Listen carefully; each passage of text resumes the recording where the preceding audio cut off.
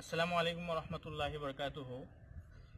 আজি আমি অজুৰ সুন্নত আৰু মুস্তাহাব আৰু ফৰাইজৰ সৈতে আমি অজুটো প্ৰেক্টিকেল কৰি দেখাব বিচাৰিছোঁ আপোনালোকক। ভিডিঅ'টো আপোনালোকে শেষলৈকে চাব, ইনশাআল্লাহ বহুত ফায়দা হ'ব। কাৰণ চাওক, অজুটো যদি আমাৰ সহি নহয় আৰু অজু যদি অকণমান কমি বেছি থাকে তেন্তে আমাৰ নমাজত খুচু পয়দা নহয় আৰু নমাজ পঢ়িব মন নাযায়। দুদিন পঢ়ি পিনি নমাজ এৰি দিয়া হয়, কাৰণ আমাৰ তাহাৰতৰ ক্ষেত্ৰত আমি অকণমান এলাহ কৰি দিওঁ বা তাহাৰত সম্পূৰ্ণ আমি ল'ব নোৱাৰোঁ, সুন্নতৰ মুতাবিক ল'ব নোৱাৰোঁ, যাৰ কাৰণে হয়তো আমাক তাহাৰতে সম্পূৰ্ণ আমাৰ লগ নিদিয়ে। আৰু তাহাৰত যেতিয়া সম্পূৰ্ণ নহ'ব তেতিয়া আমাৰ নমাজ পঢ়িলে নমাজখিনি আমাৰ কবুল নহ'ব। সেইটো কাৰণে আমি অজুটো আজি প্ৰেক্টিকেল কৰি দেখাম। অকল আপোনালোকে নিজৰ ওচৰলৈ নাৰাখিব, এই বস্তুটো আনৰ লগতো শ্বেয়াৰ কৰিব। আপোনাৰ সৰু সৰু ল'ৰা ছোৱালী আছে, সিহঁতক অজু কেনেকুৱা কৰে আপুনি নিজে কৰি দেখাব, বা সিহঁতক কৰোঁতে আপুনি নিজে চাই আপুনি হেৰি কৰিব। ইনশাআল্লাহ একদম সম্পূৰ্ণ সুন্নতৰ সৈতে, যেন আল্লাহৰ নবী সাল্লাল্লাহু আলাইহি ওয়াসাল্লামে বা সাহাবাসকলে কেনেকুৱা অজু কৰিছিলে, সেই অজুটো আমি আজি প্ৰেক্টিকেলত দেখাব বিচাৰিছোঁ। কাৰণ বহুত কথা আমি কৈ মেলি আপোনালোকক মাছলা কৈ পিনি বা আপোনাক সুন্নতকেইটা কৈ দিলে আপোনাক কৈ দিব পাৰোঁ, কিন্তু আপোনাৰ হয়তো থাকি যাব পাৰে। প্ৰথম সুন্নতটো হ'ল, অজু কৰোঁতে আপুনি ওখ এডোখৰ জেগাত বহি ল'ব। ওখ জেগা এডোখৰত বহি পিনি আপুনি অজু কৰাটো মুস্তাহাব হয়। আল্লাহৰ নবী সাল্লাল্লাহু আলাইহি ওয়াসাল্লামৰ প্ৰায় সাহাবাসকলে বৰ্ণনা কৰিছে যেন আল্লাহৰ নবী সাল্লাল্লাহু আলাইহি ওয়াসাল্লামে যেতিয়া অজু কৰিছিলে তেতিয়া ওখ জেগা এডোখৰত বহি লৈছিলে, অকণমান ওখ জেগা এডোখৰত। 2 নম্বৰতে আপুনি কিবলামুখী হৈ পিনি বহিব। মানে অজু কৰোঁতে কিবলামুখী হোৱাটো মুস্তাহাব হয়। আল্লাহৰ নবী সাল্লাল্লাহু আলাইহি ওয়াসাল্লামে কিবলামুখী হৈ পিনি অজু কৰিছিলে। আৰু অজুৰ আৰম্ভণিত আমি যদি কিবলামুখী আৰু ওখ জেগাত বহুত দুটা সুন্নত চিন্তা হৈ গ'ল। আৰু আপুনি সুন্নত বুলি যেতিয়া এইটো কৰিব তেতিয়া আপুনি 100% ইয়াৰ সওৱাব পাব। আল্লাহৰ নবী সাল্লাল্লাহু আলাইহি ওয়াসাল্লামৰ সুপাৰিশৰ হকদাৰ হ'ব। যেতিয়া আমি সুন্নতৰ বেছি ফ্ল' কৰিম, সুন্নতৰ মতে বেছি চলিব বিচাৰিম, ইনশাআল্লাহ আমাৰ বহুত ফায়দা হ'ব। প্ৰথম সুন্নতটো হ'ল যেন মই কিবলামুখী হৈ বহিম। 2 নম্বৰ সুন্নতটো হ'ল মই ওখ এডোখৰ ঠাইত বহিম। এতিয়া মই দুটা সুন্নত আৰম্ভ কৰিলোঁ। এতিয়া মই অজুৰ নিয়ত কৰিম। অজুৰ নিয়ত আপুনি জুবান দি পিনি কৰিব নালাগে বা কৰাৰ কোনো প্ৰয়োজন নাই। মই অজুৰ নিয়ত কি কৰিম, মই এতিয়া জোহৰৰ সময় লাগি আহিছে, মই জোহৰ নমাজ পঢ়িম। জোহৰৰ পিছত অকণমান তিলাৱত কৰিবলৈ আছে, তিলাৱত কৰিম। মই সেইটো বুলি নিয়ত কৰিলোঁ।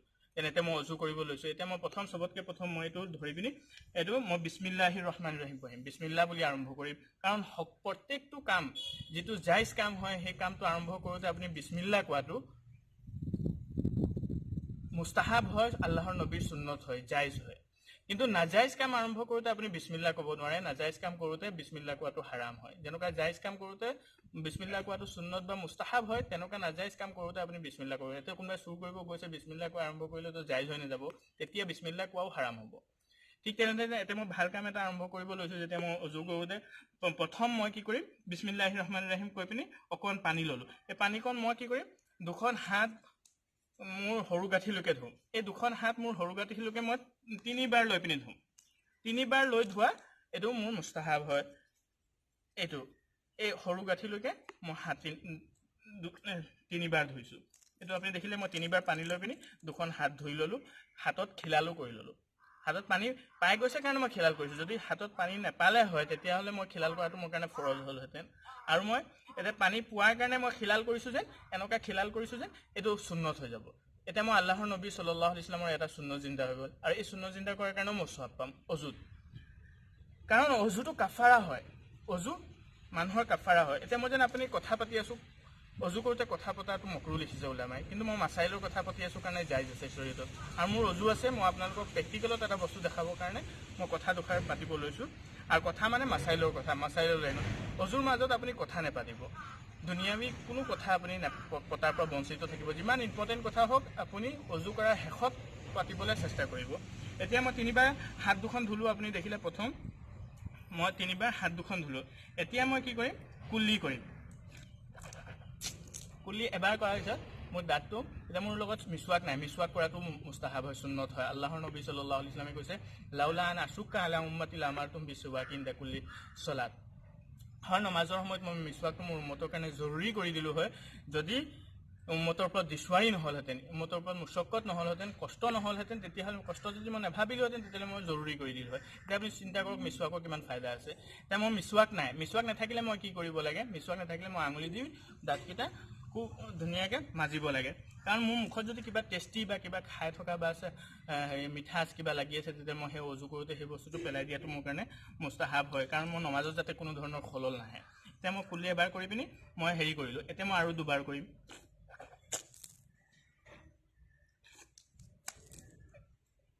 এতিয়া কুল্লি 3বাৰ কৰাটো সুন্নত হয় অজুৰ মাজত কুল্লি 3বাৰ কৰা সুন্নত হয় তাৰ বেছিও আপুনি কৰিব পাৰে সাফাই সুতৰাই কাৰণে বা তাৰ কম কৰিবও পাৰে জাইজ আছে কিন্তু আপুনি সুন্নতৰ সব পাবৰ কাৰণে 3বাৰ কৰিব লাগিব তাৰপিছত মই নাকত পানী দিম এতিয়া সোঁ হাতে নাকত এনেকুৱা পানী মাৰি পিনি মই বাওঁ হাতে নাকটো চাফা কৰি দিম কুল্লি কৰোঁতে আৰু এটা কথা মোৰ থাকি গ'ল কুল্লি কৰোঁতে মই গৰগৰাৰ সৈতে কুল্লি কৰিম কুল্লি গৰগৰাৰ সৈতে এইটো কাৰণে কৰিম যদি ৰোজামা নহয় মই ৰোজাৰ হালতত নাই তেতিয়াহ'লে মই গৰগৰাৰ সৈতে কুল্লি কৰিম আৰু যদি ৰোজাৰ হালতত থাকোঁ তেতিয়াহ'লে গৰগৰা কৰা জাইজ নহ'ব মকৰুহ হ'ব কাৰণ ৰোজাৰ হালতত আপোনাৰ ডিঙিৰ আপুনি পানী দিব নোৱাৰে ডিঙিৰ ভিতৰলৈ পানী গ'লে আপোনাৰ ৰোজা মকৰুহ হৈ যাব এইটো মানে ৰোজাৰ হালতত আপুনি ফৰজ গোচৰতো গৰগৰা সম্পূৰ্ণ নকৰিব এতিয়া মই নাকত এবাৰ পানী দিলোঁ তাৰপিছত নাক চাফা কৰিলোঁ এনেকুৱাকৈ মই 3বাৰ নাকত পানী দিম এনেকৈ চাফা কৰিলোঁ নাকত যদি কিবা আছে কোমল অংশলৈকে পানী বৈ যোৱা পানী পাই যোৱাৰ নিচিনাকৈ মই নাকত পানী দিম নাকত পানী দিয়াৰ পাছত এইটো নাকত পানী দিয়াৰ ক্ষেত্ৰতো আপুনি ৰমজান মাহত যদি নাকত পানী দিয়ে তেতিয়াহ'লে আপুনি কোমল অংশলৈকে আপুনি পানী দিব নোৱাৰে শৰীয়তে ইয়াৰ ইজাজত নিদিয়ে জাইজ নহ'ব মকৰুহ হ'ব আৰু ৰোজা মাহত ৰোজাৰ অৱস্থাত আৰু ৰোজা নেৰাখা অৱস্থাত আন মাহত যেতিয়া আপুনি বা ৰোজা নথকা অৱস্থাত যেতিয়া অজু কৰিব তেতিয়া আপুনি নাকৰ কোমল অংশলৈকে আপুনি পানী পहुঁচানাটো আপোনাৰ কাৰণে সুন্নত হ'ব অজুত এইটো সুন্নত হয় গোচলত ফৰজ হয় এতিয়া নাকত পানী দিয়াৰ পিছত তাৰপিছত মই এতিয়া চেহেৰা ধুম চেহেৰা মই ক'ৰবাত ধুম চেহেৰা মই এবাৰ ধুলোঁ দেখিলে আপুনি এই চুলি য'ৰ পৰা ওলায় এই চুলি ওলোৱা জেগাৰ পৰা থুতৰি তললৈকে মানে কপালৰ চুলিৰ গুৰিৰ পৰা আপোনাৰ থুতৰি তললৈকে আৰু এখন কাণৰ লতিৰ পৰা আৰু এখন কাণৰ লতিলৈকে চব অজুটো আমি চবেই কৰোঁ সদায় কৰোঁ প্ৰায় কৰি থাকোঁ কিন্তু অজু প্ৰেক্টিকেলটো এইটো কাৰণে দেখুওৱা হৈছে কিছুমান কথা ইয়াত থাকি যায় আমাৰ যেনেকুৱা এই খতটো আৰু কাণটোৰ মাজত কাণৰ মাজত এডোখৰ জেগা আছে আমি ভাবোঁ এইডোখৰ ধোৱাটো জৰুৰী নহয় কিন্তু এইডোখৰ আপুনি পানী ইয়াত পহুচিব লাগিব এই খতটোৰ আৰু কাণখনৰ মাজত যিডোখৰ জেগা আছে এই মাজৰ জেগাডোখৰত পানী পহুচিব লাগিব ফৰজ হয় আৰু যদি থাকি যায় তেতিয়াহ'লে মোৰ অজু নহয় আৰু সেই অজু কৰি পিনি মই নমাজ পঢ়িলে মোৰ নমাজ নহ'ব ঠিক তেনেধৰণে ইয়াত অকণমান মোৰ লেতেৰা লাগি আছে যেনিবা চকুৰ গুৰিত মই এইখিনি নুগুচাই পিনি যদি মই অজু কৰি দিওঁ মোৰ অজু নহ'ব কাৰণ এইখিনি তলত পানী নাই পোৱা আৰু এইখিনি বাহিৰৰ হিস্সা হয় চকুৰ ভিতৰত পানী দিয়াটো জৰুৰী নহয় কিন্তু চকুৰ ওপৰত এনেকুৱা জেগাত বা চকুৰ এই এইকেইটা আছে যে আপোনাৰ এইকেইটাত চুলি পানী দিয়াটো আপোনাৰ জৰুৰী হয় ৱাজিব হয় এতিয়া জৰুৰী যদি মোৰ থাকি যায় বা ওঠত মই ওঠত যিটো বাহিৰৰ হিস্সা আছে এই হিস্সাডোখৰত মই পানী দিয়াটো জৰুৰী হয় যদি মই পানী এইকেইটা হিস্সা থাকি যায় বা অকণমানো যদি নীতিতে মোৰ অজুৰ ফৰজ আদায় নহ'ব তাৰপিছত আপোনাৰ মই 3বাৰ কি কৰিম দুখন হাত ইউজ কৰিম দুখন হাত ব্যৱহাৰ কৰি পিনি মই মুখখন ধুম তাৰপিছত লগত মই খিলাল কৰিম যদি মোৰ দাড়ি ঘন হয় তেতিয়াহ'লে মই খিলাল কৰিম খিলাল 3বাৰ খিলাল কৰিম 3বাৰ খিলাল কৰি পিনি তাৰপিছত মোৰ এইটো হৈ গ'ল মুখ ধোৱাটো আৰু যদি দাড়ি ঘন নহয় বোলে ছাল দেখাই আছে ঘন দাঢ়ি সেইটো কোৱা হ'ব য'ত নেকি ছাল নেদেখায় তাততো খিলাল কৰিলে হৈ যাব কিন্তু যদি দাড়ি ছাল দেখি আছে অকণমান দাড়ি ওলাইছে বা দাড়ি সৰু হৈ আছে তেতিয়াহ'লে মই খিলাল কৰিলে নহ'ব পানী পহুচাব লাগিব তাৰপিছত এতিয়া মই হাত ধুম হাত মোৰ ইয়ালৈকে ধোৱাটো ফৰজ হয় এই গাঁঠিটোলৈকে ডাঙৰ গাঁঠিটোলৈকে কিলাগুটিলৈকে ধোৱাটো মোৰ ফৰজ হয় এতিয়া মই যেনিবা এবাৰ পানী ল'লোঁ হাত দুখন ধুলোঁ আৰু এবাৰ পানী ল'লোঁ হাতখন ধুলোঁ আৰু এবাৰ পানী ল'লোঁ পানী লৈ পিনি অকণমান মই ওপৰলৈকে দিলোঁ 4 আঙুলিৰ ওপৰলৈকে দিয়াটো মুস্তাহাব লিখিছে ওলামাই 4 আঙুল মানে এই কিলাগুটিটোৰ পৰা ওপৰত 4 আঙুল ওপৰলৈকে আপুনি হাতখন ধোৱাটো আপোনাৰ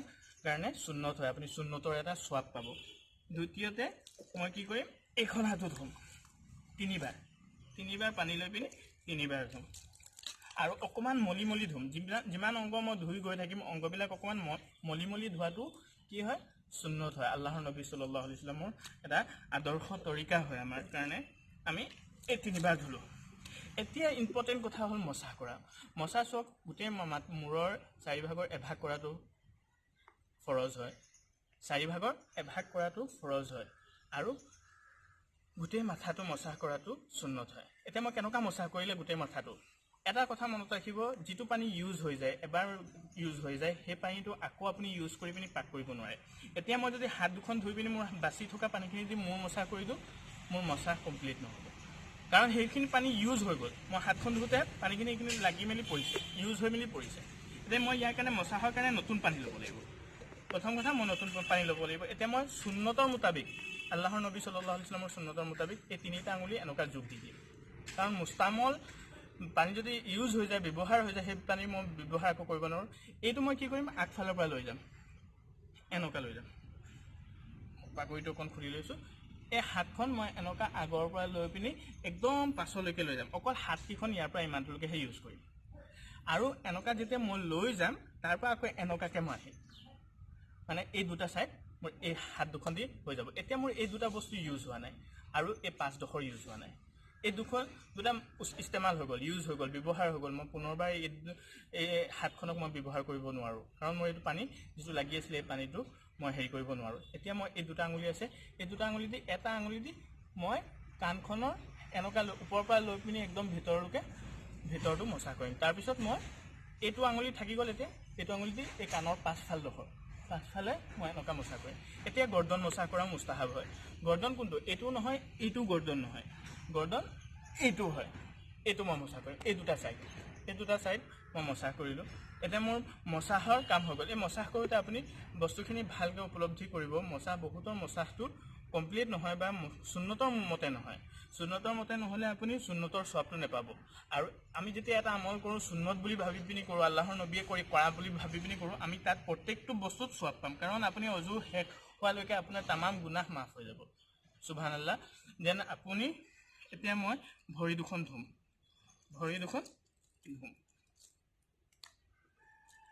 এতিয়া মই খিলাল কৰিম। খিলাল ক'ৰ পৰা আৰম্ভ কৰিম? মই সোঁ ভৰি বাওঁ আঙুলি কেঁ আঙুলিটোৰ পৰা মই এনেকুৱা কেঁ আঙুলিটোৰ পৰা মই আৰম্ভ কৰিম। বাওঁ হাতেৰে এনেকুৱা খিলাল কৰিম। তাৰপিছত এইটো, তাৰপিছত এই বুঢ়া আঙুলিৰ ভাগটো মই খিলাল কৰিম। খিলাল কৰি পিনি মই 3বাৰ সৰু গাঁঠিলৈকে পানী দিম। তাৰপিছত মই আপোনাৰ বাওঁ ভৰিখন ধুম। বাওঁ ভৰিখন ধোৱাটো ফৰজ হয় টিকলাগতিলৈকে, তাৰ অকণ ওপৰত আপুনি ধুব। ঠাণ্ডা দিনত চাব পানী কেতিয়াবা আমাৰ হেৰিত নোসোমায় আৰু আমাৰ ফৰজ থাকি যায়। এতিয়া মই খিলাল কৰিম এইফালৰ পৰা। সোঁ ভৰি কেঁ আঙুলিৰ পৰা আৰম্ভ কৰিলোঁ নহয়, এতিয়া এইফালৰ পৰা যাম আমি বুঢ়া আঙুলিৰ পৰা আদায় কৰি আকৌ বাওঁ ভৰি কেঁ আঙুলিত গৈ পিনি আমি আমাৰ খিলাল সৰু আঙুলিটোত গৈ পিনি আদায় কৰিম। এইটো হৈ গ'ল অজু কমপ্লিট। এইটো আল্লাহৰ নবী সাল্লাল্লাহু আলাইহি ওয়াসাল্লামৰ নিচিনা অজু হ'ল। এতিয়া অজুৰ পাছত কি কৰিব লাগে? ইয়াত পানী অকণ বাচি আছে, এই পানীকণ মই খাৰা হৈ পিনি খোৱাৰ চেষ্টা কৰিম। পানীকণ খাৰা হৈ পিনি কিবলামুখী হৈ আছোঁ, পানীখন খাৰা হৈ পিনি খোৱাটো সুন্নত হয়, মুস্তাহাব হয়। এবাৰ খালেও হ'ব, সুন্নত আদায় হৈ যাব। তাৰপিছত মই দোৱা পঢ়িম। মুছলিম শৰীফৰ এটা ৰিৱায়ত হয়,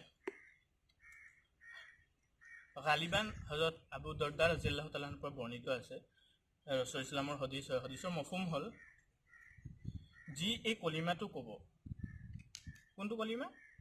মানে অজুৰ শেষত এই দোৱাটো পঢ়িব, তাৰ আল্লাহ তাবাৰক তাআলাই 8খন জন্নতত চইচ দিব। যেন তুমি যিখন ফালে যাব বিচাৰা, তুমি যিখনত সোমাব বিচাৰা, যিখনত থাকিব বিচাৰা, তুমি সোমাব পাৰা, যাব পাৰা, থাকিব পাৰা। 8খন জন্নত আল্লাহ তাআলাই খুলি দিব আমাৰ কাৰণে। দোৱাটো কি? একদম সৰু দোৱা। আশহাদু আল্লা ইলাহা ইল্লাল্লাহু ওয়াহদাহু লা শাৰীকা লাহ। আশহাদু আল্লা ইলাহা ইল্লাল্লাহু ওয়াহদাহু লা শাৰীকা লাহ ওয়া আশহাদু আন্না মুহাম্মাদান আবদুহু ওয়া ৰাসূলুহু। তাৰপিছত আল্লাহুম্মা জাআলনি মিনাত তাওয়াবিন ওয়া জাআলনি মিনাল মুতাতাহহিৰিন। চিম্পল এই দোৱাটো মুছলিম শৰীফত আহিছে, যি পঢ়িব অজুৰ শেষত আল্লাহ তাবাৰক তাআলাই 8খন দৰজা খুলি দিব। তাতকৈ কি ডাঙৰ কথা হয়? চব এইবিলাক অজুৰ কৰাৰ তৰিকা পদ্ধতি আমি নিজে দেখাব লাগে, আমাৰ ল'ৰা ছোৱালীবিলাকক শিকাব লাগে। যিবিলাক ল'ৰা ছোৱালী মক্তবত গৈ আছে, এই ল'ৰা ছোৱালীবিলাকক আমি প্ৰেক্টিকেলত কৰি দেখাব লাগে। আপুনি চব বস্তু ইনশাআল্লাহ বুজি পাই গৈছে যেন অজু কেনেকুৱা কৰে। এই যিমানখিনি কথা কোৱা হ'ল, এই গোটেইখিনি কথা সুন্নত, মুস্তাহাব আৰু ফৰজত সোমাই আছে। মই বেলেগে কোৱা নাই, আমি প্ৰেক্টিকেলত কৰি দেখাই দিছোঁ। কোনোবাটো ইয়াত ফৰজ হয়, কোনোবাটো ইয়াত সুন্নত হয়, কোনোবাটো ইয়াত ৱাজিব হয়, কোনোবাটো ইয়াত মুস্তাহাব হয়। অজু এনেকুৱা কৰিলে আমাৰ ইবাদতত মন লাগিব, খুজু আহিব, মনত ফূৰ্তি আহিব, আল্লাহৰ মুলাকাতৰ আল্লাহৰ ৱাদাবিলাকৰ প্ৰতি আমাৰ ধ্যান আহিব। যদি আমাৰ অজু কমপ্লিট নহয় তেতিয়াহ'লে আমাৰ অজু কৰিলেও আমাৰ নমাজ পঢ়ি ভাল নালাগিব, নমাজত আমাৰ মন নবহিব। ইনশাআল্লাহ ভাই বন্ধুসকল, এই ভিডিঅ'টো আপোনালোকে যিসকলে চাইছে বেলেগকো আপুনি অজুটো শিকোৱাৰ চেষ্টা কৰক, বেলেগকো শিকোৱাটোৰ চেষ্টা কৰক। মানুহে বহুতে জানে কিন্তু প্ৰেক্টিকেলত নজনাৰ কাৰণে কিছুমান বস্তু এৰ খাই যায়, আৰু এইখিনি যাতে কেনেকুৱা আমাৰ থাকি নাযায়।